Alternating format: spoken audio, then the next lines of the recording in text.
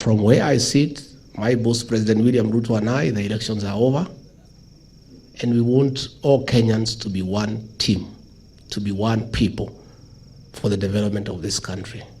This region, during the last election, we were divided to a certain extent.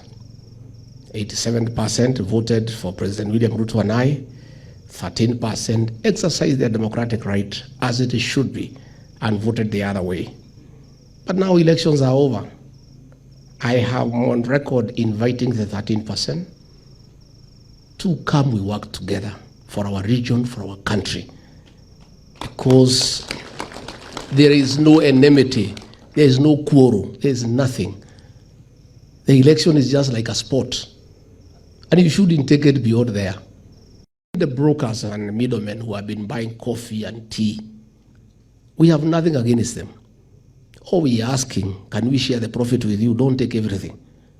And that is the battle we have had with them in coffee, because they want to take everything. And we know how much they sell and how much they pay us. Our fight with them is, can we share 50-50 on the profit?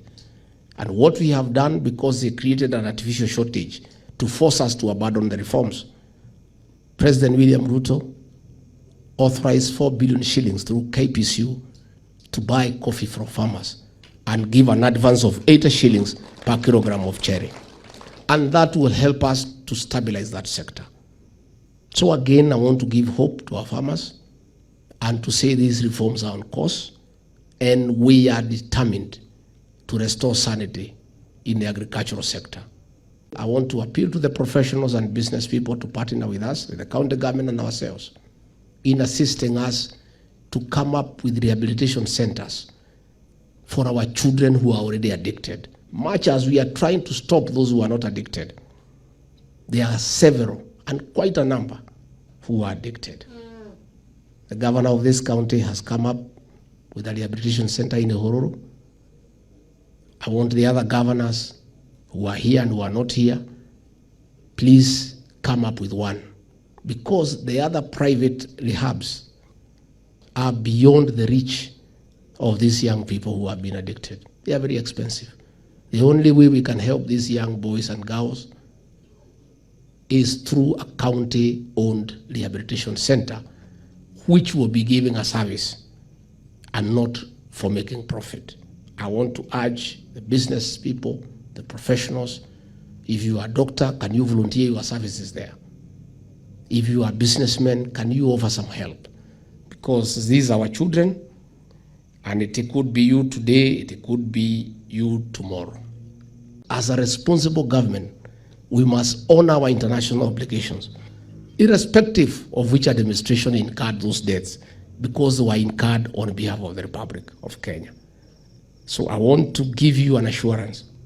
Much as we are trying to put things together, we have an obligation internationally to honor our debts.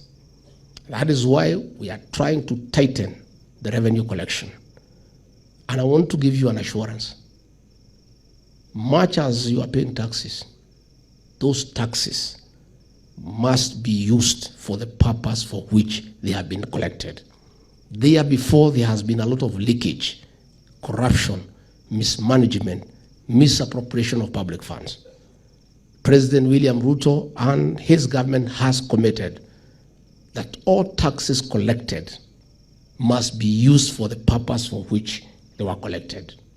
We have told our ambassadors and high commissioners, the ones we have appointed and the ones we have inherited and the others we are going to appoint, we are changing our approach to diplomacy.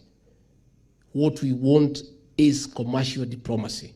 70% of the work of our ambassadors and high commissioners will be to look for new markets and expand existing ones. Hiyo ndio kazi itakuwa ya mabalozi.